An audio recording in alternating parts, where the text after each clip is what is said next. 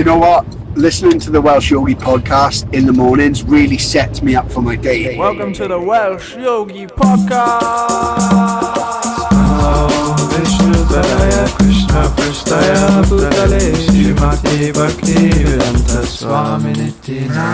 Okay, welcome to another episode of the Welsh Yogi podcast. We got myself, Gopala, we got Bhakta-rupa, and we have Vamsi Vinasi. Krishna. Hello, everyone. Hare Krishna. Hare Krishna. Apologies from the beginning about the audio quality. Unfortunately, our high quality mics are on the road somewhere. Yeah, if you've got any problems or complaints again, send it to Peter, because he's meant to be our sound engineer, and he's just left us in the lurch. He's just gone. We don't know where he is. So this is He's taking the mics with him. It's a phone recording. Yeah. But we'll forgive him. He said he'll clean it up. He's gone travelling and Book distribution. to teach people about Krishna, which is Fabulous. always a winner. Okay. Always a winner. So here we go. We got Vamsi Vinasi, who's like he's like a natural sage. So we're going to go through Nectar of Instruction again. Vamsi's tried to be on a podcast several times, isn't it, Vamsi? They usually get mysteriously deleted. Yeah. Yeah, that was back when I was much more envious. So Someone's trying Yeah. I would just delete his. It was you who was deleting them, was it? Oh no! Okay, it's all coming out now. I thought someone was trying to keep you down. It's me. You knew that. No, I didn't. No, he was. He I thought it was. was Charlie. No, he didn't do it I on thought was purpose. Charlie. No, not on purpose, but you knew that I was trying to bring you down. Come closer. Come closer, Vamsi. You Some come people closer. can't handle the truth. Go on then. So we're reading Nectar of Instruction. I think this is the Nectar of Instruction episode. Yeah, so this is another special Nectar of Instruction episode. Those who want to follow along, at the minute, I think last time we finished on page 31 on the books that have been most widely distributed recently. It's text 3.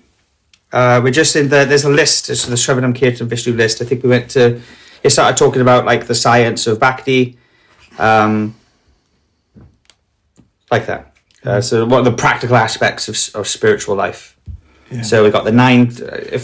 So there's a verse here. We'll start here. Shravanam Kirtanam Vishnu Smaranam Pada Sevanam Archanam Vandanam Dasyam Sakyam Atmanavedanam. That's the Sanskrit. So I think we should go through the purport and we'll stop and comment as we go through. Is that okay, Aaron? Sounds good. So Vamsi, if you want to start by reading the 9 process devotional service are as follows. Okay. Number 1. Hearing the name and glories of the Supreme Personality of Godhead. Number 2. Chanting his glories. 3. Remembering the Lord. 4. Serving the Lord's feet. What's that mean? Serving the Lord's feet. Do you think it's weird when you first come to Christian consciousness? But The feet thing. yeah.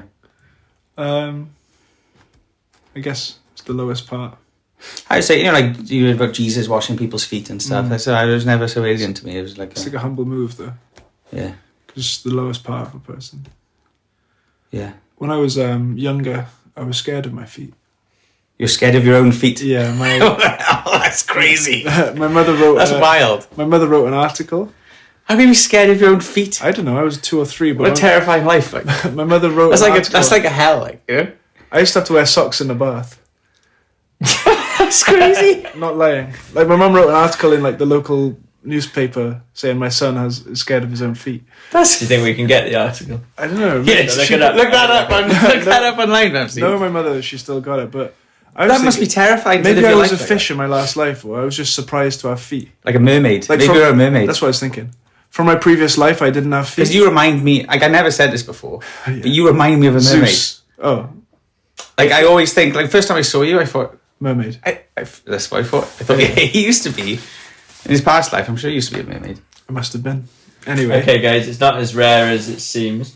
If your son, It's a syndrome, is it? this is what AI says. If your son is scared of his feet, this could be a condition called Podophobia, which is a specific phobia characterized Can I just by... pause you there? Yeah. Podos, that's like pada, like podiatrist, Yeah, which is a Sanskrit podiatrist. word for feet. Yeah. Pada. Yeah. Sorry, carry on. It's important to consult a healthcare professional to discuss potential causes and appropriate support strategies for your son. Intense irrational fear of feet, because they say that when children... So if I put my foot close to you now, I'm not scared of feet now. how did you overcome that fear? Because there might be people listening who suffer from the same thing. It went away gradually, and it's an interesting point, because kids do remember their previous lives. You know, like you hear about past life regression. This is a thing where young kids are scared of their feet. Like maybe it is. I've never heard of this before in my life. It's a This one says, my son is scared of shoes. Advice needed, please. Why does my 12-year-old son always hide his feet? Think how terrifying it must be if you are scared of shoes, because shoes are everywhere. Yeah. But no, honestly, no, real point there. Like, go on, sorry. Go on. Like there must be some kind of impression from a previous life that triggers that, you know. Because you're a kid. If you had to bathe with socks on. Yeah, that was me. Like I would scream. I'd be like, at the sight of your own terrified. At the sight of your own feet. 100%. It's fine now. I don't mind looking at it. I hope it is, yeah. Do you remember when it changed? Not really. This is deep, isn't it? This is from like the age of maybe 2 till 6. 2 till 6? Yeah. 3, 4, 5. For like 4 years. I don't 100% know. Can we get your mum on the podcast? I think we should in the future and ask her. If we get your mum on the podcast, we're going to learn a lot of things. My podophobia. Anyway, moving on. I don't think I was scared of anything as well. I don't think I had a fear of anything. I got an irrational fear, you know. I was scared of, you know, in the cinema when they put on that, like, it used to be like a little clip that would play. It was the logo of the cinema, and it was like a branding iron. Like And I was terrified of it. That could be hell, like remembering a hell. It was like that, yeah, and we used to have to wait outside the screen, you know, until that thing had happened before we went in, you know, and I'd say, has it happened yet? Yeah, I'm scared of small spaces, like caves, like super claustrophobic. Must have got your foot stuck in one in a previous life. Or maybe I was a fish and I got caught in a crevice. Yeah. You never know. I mean, I'm scared of heights. I think I'm scared of heights. Yeah, these fears are like samskars from previous lives, right? Generally, like people are scared of spiders. Maybe they were a fly. Wait, for some reason that felt like Carl Pilkington speaking when I said that. Anyway. All right, so wait there now. So lotus feet of the Lord, right? Serving the Lord's lotus feet. Yeah. So what does that mean? I mean, we will hear about it. I mean, I understand that. I mean, sometimes that's explained as serving things associated with the Lord, right, Vamsi? Yeah. Could be the paraphernalia, could be cleaning the temple room or something like that. That's my understanding. Yeah, and just doing humble service, basically, yeah. Serving the Lord's mission is included, isn't it? The desires of the Lord. So this is the way that...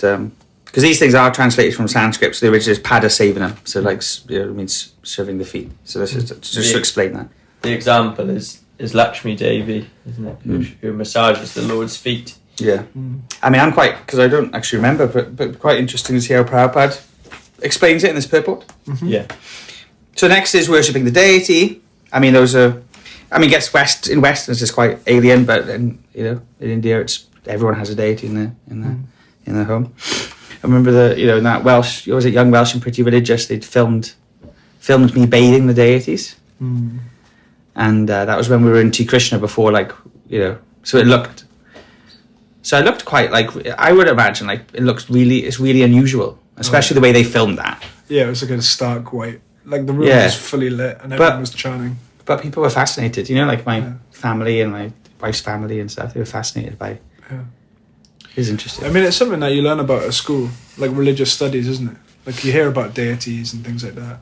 Tell about your essay. Oh yeah, my GCSE and you wrote an essay on deities. In GCSE and religious studies, I've got my paper, and it's got. You still got it? I've still got it, like one of the mocks, and it says what role does the female play in Hinduism? And I wrote they wake up early. The female. I don't know why. It was asking what role. Anyway, they wake up early. They feed the children, and they wash the models of their god. That's the way I phrased it. Like they wash the models of their god. Because I used to make those Warhammer models and stuff like that. But it is something that people know about, isn't it? Like you learn it in school. They worship these. I'm just trying to think. I don't know if I models. Did. I must have you had hear some. About how in Christianity they say you shouldn't do idol worship. Yeah, and that I would say that kind of idea is common. I mean, it's in Indiana Jones and the Temple of Doom, and he actually says, when the priest is trying to take out, when he starts taking out the person's heart, and they offer it to, I think it's Kali. Kali, Yeah. You know, and he goes and he actually says like Krishna Balaram Radhesham as he's doing it, which are names for Krishna, Radha Krishna, like, you know. So they've just like chucked that in there. Yeah. If you know what's going on, you're like, wait, that's a bit faux weird. Yeah, it's like Yeah. Isn't the whole premise of that film that there's a Shiva lingam has been stolen from the village, and like the village becomes very inauspicious because this deity isn't there. I can't remember. And then he returns the Mr. Jones. he returns it, and all the kids come back. And I saw it over Christmas. It's interesting. Is it? Yeah, that's what I mean. All of this Indian stuff is kind of there in the background of our That's to do an Indiana Jones marathon. psyche, innit? Which all free. They're good religious, isn't it? And you're supposed to got like the. I've never seen one. You've never seen an Indiana Jones. I had never seen a one. clip, but Until this Christmas. You know, it's got one is we've got off track now. We're really off track. Yeah, but one is like, you know, the Ark of the Covenant is an Indiana Jones film. So the Ark of the Covenant, I think, is what's meant to contain. I'm going to sound stupid now, but I think it's the 10 Commandments, like from Moses. Yeah, look that up. Pepsi. research department. Look that up, Pepsi.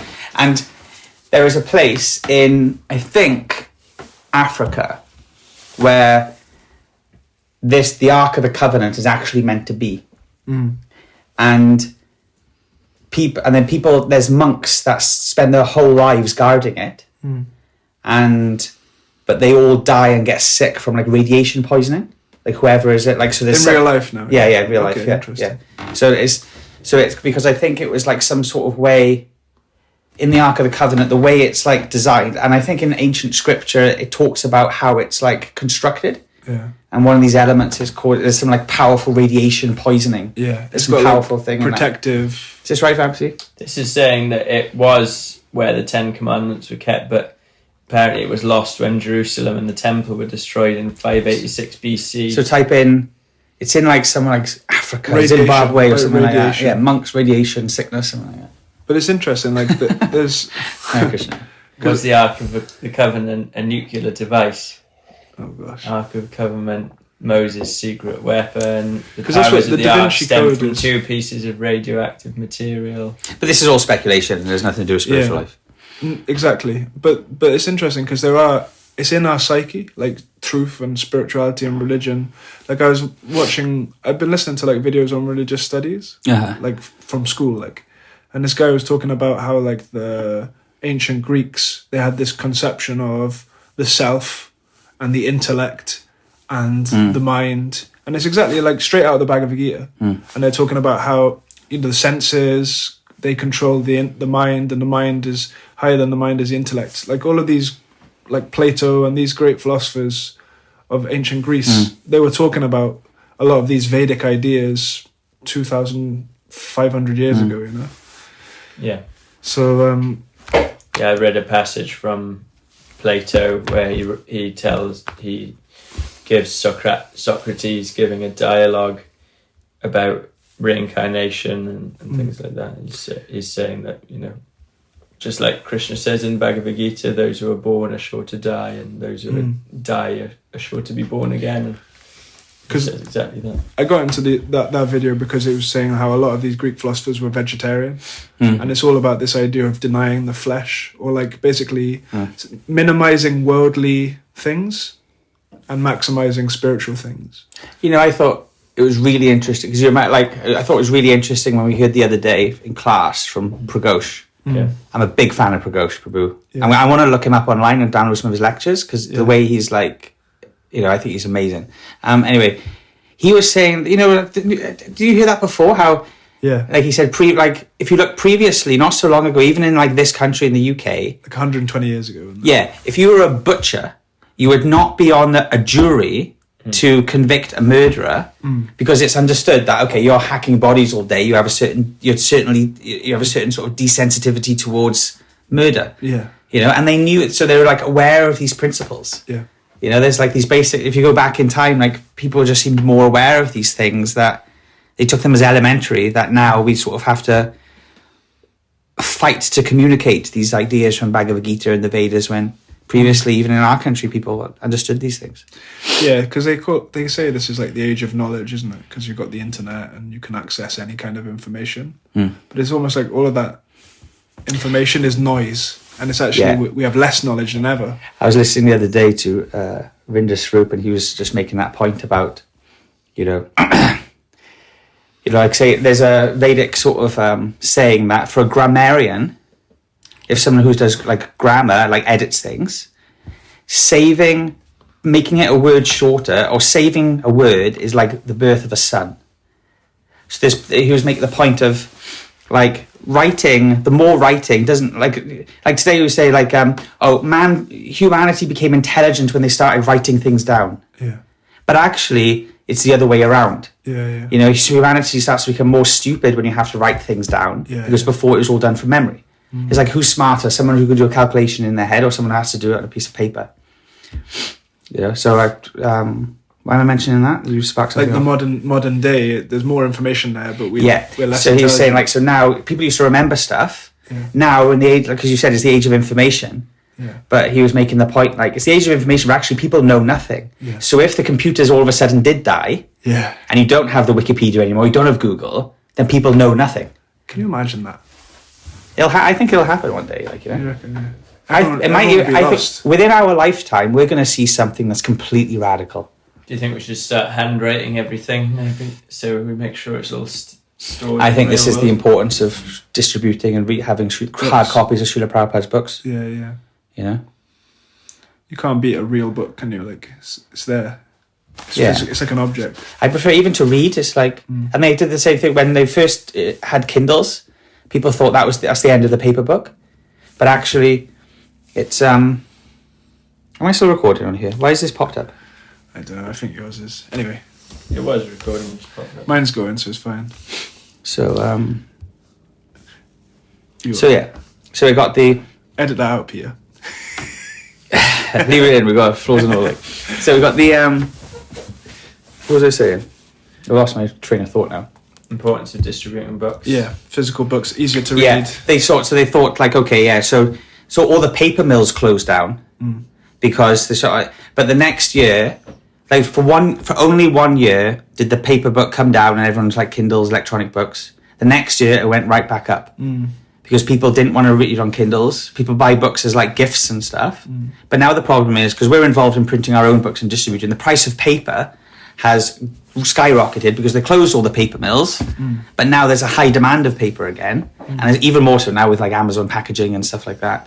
So now paper is like a valuable commodity, and it's increased, and we're so people prefer a physical book than just like a screen, Yeah, it's interesting how like that, like the market of these things, because you're involved in printing books, you can see how different world events affect.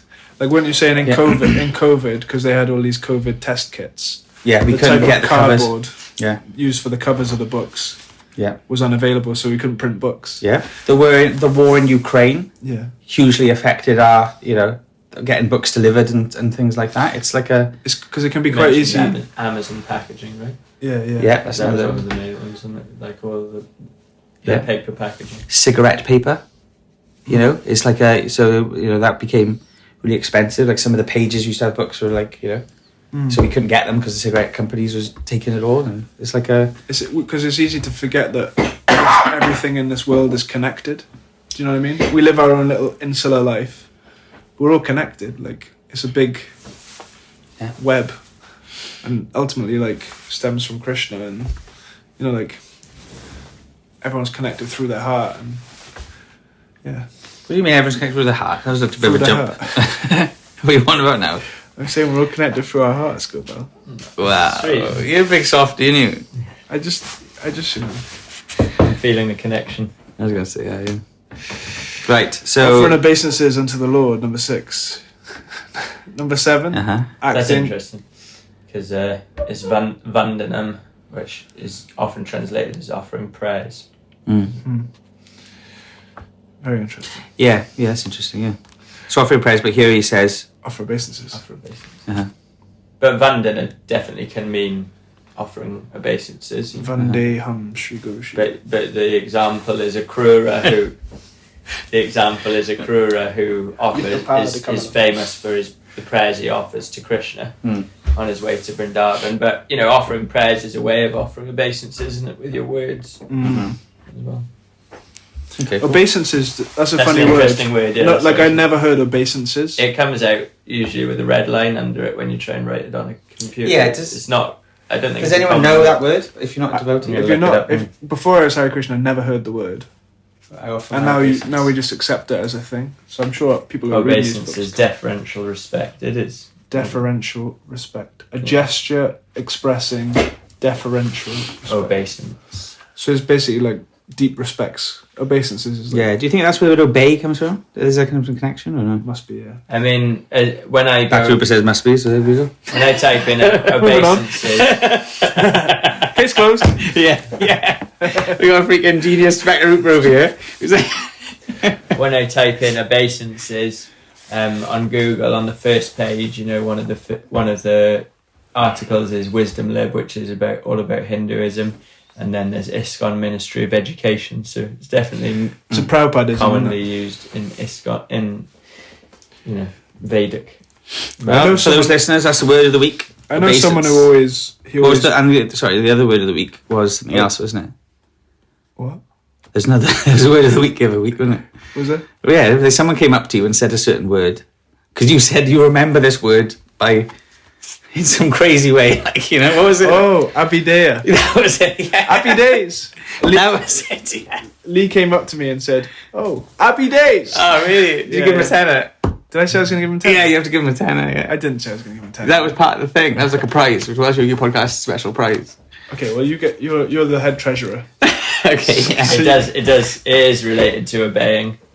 I thought so. It's from I knew French. it. I know someone who always reads it as obediences.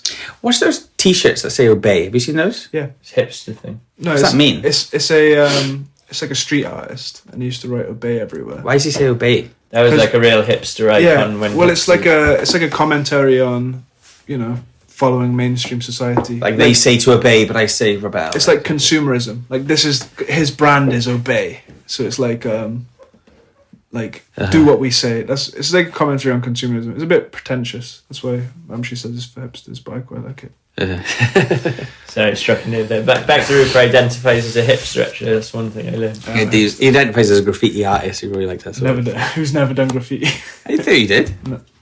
Not. Oh yeah, do no, he might get incriminated. Yeah, no. He has never done graffiti. Let's He move on. doesn't, but he does identify as one. Okay, where are we now? Making friends. We're ripping through this list, aren't we? This book. It's going to take us 3 years to finish this book. Hang on, we're up to number 7 here. Acting as the Lord's servant. Number 8, making friends with the Lord. Interesting. It says acting like his servant. This is and Act like it. yeah, but he could just mean. I don't think he means like pretend. I think it means No, like but that's what I mean. activity. A lot of times, devotional service is about just going through it, isn't it? Like, yeah, I guess so. you just do the actions. Like when they say bowing down, why do we bow down? Just do it. Yeah, they say they do the gross and the subtle will follow. Exactly, So act in yeah. a certain way. Can I just say another? I'm just going to throw something else in here now. That's like another element of this list. Is that this list also corresponds to the different levels of advancement in devotional service. Really? So even though you can act these things, so it says like, for example, becoming friends with the Lord and surrendering oneself fully with the Lord. I think that's It's higher level. Bhav. Okay. But and then below that, so I think like first is hearing, and then there's chanting. Then that's through those are lower level. Then remembering is like, I think that's, I don't know if that's like, that's sort of Smarana Dasha type thing. So I think there's like there's a corresponding level to this list, and actually levels of advancement in devotional service. But I don't think Prabhupada's not going to highlight that now, because it's something that you don't really. It's like a sort of another element that we can get into another time. But let's just focus on the how Prabhupada explains it. Making friends with the Lord and surrendering oneself fully to the Lord. Okay, back to a bit. You want to carry maybe the next paragraph? Yeah, sure. Shravanam, or hearing, is the first step in acquiring transcendental knowledge. One should not give oral reception to unauthorized persons, but should approach the proper person as recommended in Bhagavad Gita. Tadvidi pranipatina. Prapashaneya sevaya uparikshantete Ganam Gyanas Tattvadarshinaha. Translation, please. Just try to learn the truth by approaching a spiritual master. Inquire from him submissively and render service unto him. The self-realized souls can impart knowledge unto you because they have seen the truth. Okay, here we go. Ramsey, here's a question for you. Because now it's Maha Kumbh Mela at the minute, isn't it? Mm-hmm. Which is like a huge gathering of spiritualists, and I've seen like, what was it, Steve Jobs' wife, and you know what I mean, and these other people they're all going there to try and like become spiritual. Maha Kumbh Mela. Yeah, and this is a Maha one. The ones that are happening at the minute only happens like once every 150 years and stuff. You know, Should we go like there? you see yogis, like they'll put their foot in the river upstream and they'll travel down and come out with a. I know people who've gone there and they've seen like yogis like put themselves in a box, almost like a David Blaine type thing, and then bury themselves, and they're there for like days. Can you bury yourself? They come out They bury themselves from. They have disciples and stuff, okay. and they, you know what I mean. And Okay. I used to watch this thing on YouTube, which was like a 70s like film some hippie guy had made called Kings on Straw Mats, I think. I've heard of that. And it was just footage of guys at the Kumbh Mela and they're smoking their hashish, and like some of them they do this thing with their. I don't know if I'm allowed to say this on the Welsh Yogi podcast. Honestly, on the Welsh Yogi podcast, you can say anything. Yeah, they do this thing with their penis, right? Where they basically, they've basically done. Oh, Vamsi, no, no. They've Vamsi. disconnected it. They've Vamsi, no. Oh, Okay, move on. Yeah, move you on. know- They wrap around a stick. oh, what's his name? He's really nice, really nice. James told me about that. Yeah. He's seen it. He's seen yogis with penises wrapped around their head. Yeah, Okay, and they wrap guys, it around guys, on a guys, stick guys. and like stretch it out and twist it around. Okay. Yeah. Can I just? Can we change the subject? No, it's, Can we grow up? Can we sober up, please? you know, they're also the is it the Naga Babas? Yeah. And they're like armies of like completely naked, like wild, like sadhus, like holy Yeah. people. And they actually defeated like a huge army of like when the Mughals invaded and stuff. But you get these like this is the point. You get these wild like, and they're all bona fide. I mean, some of them are bona fide, some of them are not bona fide. You know, but all these different spiritual paths. I mean, I wanted to pull up a little quote here. I'll get to my question for Vamsi now in a second. So this is this is what Prabhupada said about the Kumbh Mela. Because it's going on at the I minute. didn't answer it with my anecdote about the. Penis. So I said it all. Yeah. Say no more. Say no more. I'm sorry, everyone. So Kumbh Mela is like some confluence of a river. Like there's three Three rivers, the Yamuna, Ganga and Saraswati, but Saraswati is unmanifested. and they all people go there to bathe at a certain time of the year. And the Triveni. Yeah, if you bathe in the confluence of these rivers at this Month of particular Magh. time, Like in a moon when the moon rises or whatever. It's also known as Magh Mela because it's the month of Magh now. There's like a then certain you get time. liberation. You get liberation. You get liberated. Prabhupada said, because he was in the Kumbh Mela in 1977. You know, it's Okay, very. there's a great picture of it. Yeah, this is one of them. This Yeah. picture here. Oh yeah, It's Prabhupada at the Kumbh Mela. that's my background on my phone. Now, Prabhupada was the most holy person at that Kumbh Mela. You know, he was there he said, when he said in 1970, he commented that although many attend the Mela for spiritual liberation, devotees engaged in Krishna service, they're already liberated. It is the duty of the devotees attending the Mela to use this platform to spread the names of Lord Krishna. You know? So like Prabhupada, okay, you know, go there, take advantage of the place because you can tell people about Krishna. And that's why so many people go there to be liberated and to find. So this verse, Tadvini Prapratena, approach a spiritual master, inquire from them about the science of spiritual life. But so these people are going there, they're searching for that. How are they meant to know who to pick, who's a real spiritual teacher, who's not? You know what I mean? Not get cheated. If you want to buy something, you need to know. Yeah. What do you say, Vamsi? Enlighten us. I'll show you a podcast. Oh wait, what was the question? Just so I can. Okay, so I'm going to the Kumbh Mela. I want to find out what's the meaning of life. I read in this Nectar of Instruction just now that I should approach. So one should not give oral reception to unauthorized persons. Okay. Yeah. You know, so I shouldn't hear someone who's unauthorized. I should hear someone who's authorized. So how am I meant to? You know, there's 1,000 people. You know, how am I meant to find out? Or even in my daily, who's authorized and who's not authorized? How am I meant to know? Who am I meant to listen to? How am I going to know that? If I'm just, you know. Yeah, well, one thing that comes to mind is in Bhagavad Gita, Krishna says that he's seated within the heart of everyone. Ishvara sarvabhutanam hrideshya jantishtati brahman sarvabhutani yantra rudhani maya. So he's seated upon, the living entity itself is seated upon this machine of the body, and Krishna is guiding that machine around the place, wandering around the universe. And in Chaitanya Charitamrita it says similar thing, but it says that someone who's wandering throughout the universe, if they're very fortunate, they come in contact with the spiritual master. Which is right here. Yeah, Brahmanda. We'll next Bhagavad. paragraph. So the next page. Next paragraph. That's the thing with these books. Prabhupada always asks. It's the next paragraph. Go on, Vamsi. Anyway, carry on. You know, in proportion to one's sincerity, then Krishna will reveal a bona fide guru or not, you know. So you may meet a guru who's not bona fide, and if you're sincere, then that will be revealed to you.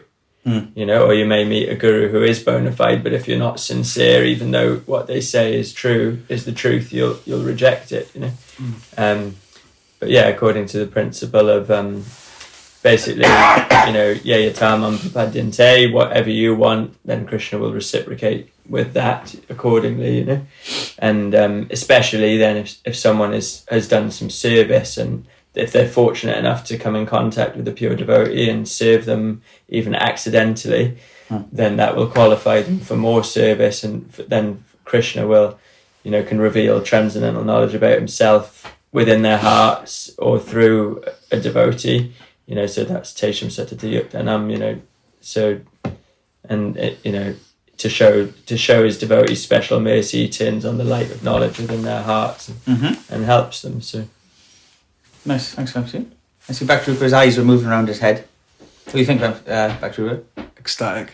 Yeah? Yeah. No, it's true. It's, you'll know. I mean, like you telling me the other day about, you know, what was it? You went to one of the first talks, Krishna Consciousness. It was someone talking about the universe. And he talked about a planet where there's green people live. Yeah. And then, not long after that, you walked down the street and you saw a cat with green eyes. Exactly. You know, and you were like, luminescent green eyes. and you were like, you know, when do you see a cat with green? And I think, you know, every cat has green eyes, isn't it? really bizarre. Like when I was coming to Krishna cats Consciousness, have green eyes. Yes, cats can have green eyes. Green eyes are a common eye colour for cats, and can be found in many breeds. no, but the way So you're like, wow, like that. what a coincidence. the way they were glowing, though, you wouldn't. Anyway, I'll show you off camera, and amazing. Like, they're amazing. It was amazing. But at that time, I remember I was reading the Prabhupada Your Ever Well Wisher book, which is Prabhupada's biography. And I was going to college in Swansea. And my dad used Shout out Swansea. Shout out to Swansea. My dad used to drop me off at LC2, Leisure Centre 2. Yeah. And I'd walk into town. Classic. Like, yeah. Shout out to LC2. I preferred Leisure Centre 1, to be honest. You know, it's actually not called LC2. It's actually called LC, and that 2 is actually just a wave. But surely it's a 2 that's designed like a wave. Everyone thinks it's a 2, but it's not. Anyway, Really? LC1 So it's just still called the Leisure Centre? LC1 was better because it had the coin drop slide.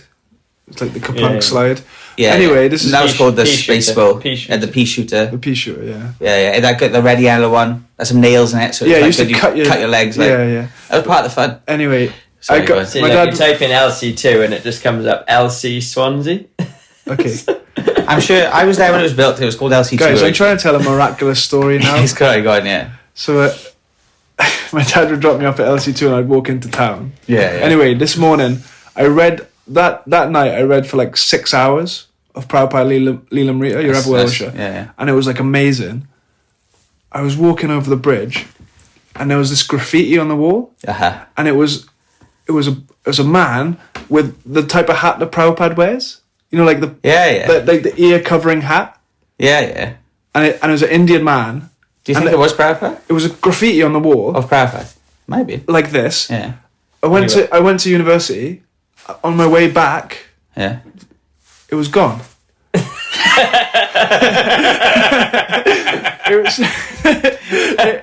had been sprayed over. But I took a picture of it, and I can show you it. It was there for one day. Obviously, the graffiti artist. You should post that and literally now. Obviously, it was an artist. It was the door of his studio. He was probably just experimenting for one day. He drew this weird picture that he didn't like. But it just so happened... What if it was Prem? Prem used to do like... No, but he did that. It just so happened that as I was reading it... But that gave me faith then. That was... although it sounds crazy, it was like, whoa, that's... There was a lot of angel numbers. Yeah, I was seeing a lot of numbers, like 333. See, I never see angel numbers. I can't see them. I'm not empowered by the angels. Like, Well, I was giving Jap a workshop the other day, and I was telling everyone about how we have 108 beads, on the Beer Monk course, and we talk about the number 108 and how it's very significant and everything. And then I just looked at my phone, and it was 10:08, and I just said, no way, and I held it up, and everyone was. yeah. that's 1,000. Proof Christian's real. 1008 is 1,008. Similar though, isn't it? Oh, it's not up to your angel number standard. Like, it's not up to the angel number standard. Yeah. Yeah. Anyway, if you saw that cat, your mind would be blown too. But yeah, basically what Vamsi's saying is like, I never had things like. I never had like. I mean, I did. I met some. Yeah, you told your story. I got some fire stories. Yeah. But that's what I mean. Yeah, Tam Prapadinte. Krishna's reciprocating with us. So like that's how I got sucked in. Was like I was looking for these miracles anyway. I think it is like like they give the example like there's Hella Keller, who's like she was deaf, dumb, blind, or whatever, or was it the teacher? Anyway, she had a teacher, so she was like imagine being deaf, dumb, and blind. Like think about like what kind of world are you living in? Like who's this person? So they were trying to work out how to communicate with her. So the person who worked out would like throw some water on her and then grab her hand and like make a certain feeling of her hand and then grab her and like hit the floor, and then touch her hand again and say like, okay, this is. So it was like a way to communicate with her. Mm-hmm. So Krishna's like that. We don't have the spiritual senses to directly communicate with Krishna. So sometimes he has to be like, okay, how am I going to get through to this person? Bang, bang, this is, and then it's like, okay, I'm starting to understand where I'm meant to go now. That's what I'm saying. Like, I believe you. With the Prabhupada thing, it was like, because when I first started coming to the temple, I'd see there was this statue of this old Indian man. And all my memories of old Indian religious, I was like, oh, this is like the cult leader. Like, so I always thought like, which he is really, I guess, but like, that made me be very skeptical. Yeah. But then Garanga gave me this book, the You're Ever Well Wisher. I read it for like hours as soon as he gave it to me. Yeah. And then the next day, anyone listening should read about it. You're Ever Well Wisher. It's really good. The next day, there's this graffiti on the wall which looks exactly like him, and it was like, okay. And also after I saw that, I carried on walking into Swansea, and there was a woman playing Amazing Grace on the flute. And what's that got to do with it? I don't know, just beautiful. Just one of the things happening in my day, like, and then I had a sandwich. Anyway, can we read this book? And then, hello there, Ben. Sword on, is that you? Hello there, Ben. Anyway, sorry. Hi, Krishna. The miracles are happening. Yeah. So what? I think we might have to. I think we should finish. I think we should stop. But I think we should tackle the next couple of pages next time. And if you've had some interesting synchronous experiences, please send us a voice note of you describing them, and we'll listen to it on the next show. Yeah. And we'll analyse the miracles that Krishna is providing. I think that would be an interesting segment. I think so. First person to send something in, Bhakta-rupa will give a tenner. Yeah. Wait, no. You said yes, now it's recorded. Okay. So thanks for listening. Yeah. Thanks for tolerating. Okay, yeah. Thanks for having me. Oh yeah, well done, Vamsi. Vamsi, you're always welcome, And Peter, make sure you come back next time. We miss you. We need the mics. Yeah. That's what we're missing in this episode is Peter, Yeah. Peter, you need to come back. Okay, thank you everyone. This is another episode of Welsh Yogi Podcast. Lots of love to all our listeners. Hope to see you all soon. Hare Krishna. Hare Krishna. Namo Om Vishnu Padaya Krishna Pristaya Bhutale Shrimate Bhakti Vedanta Swami Iti Namani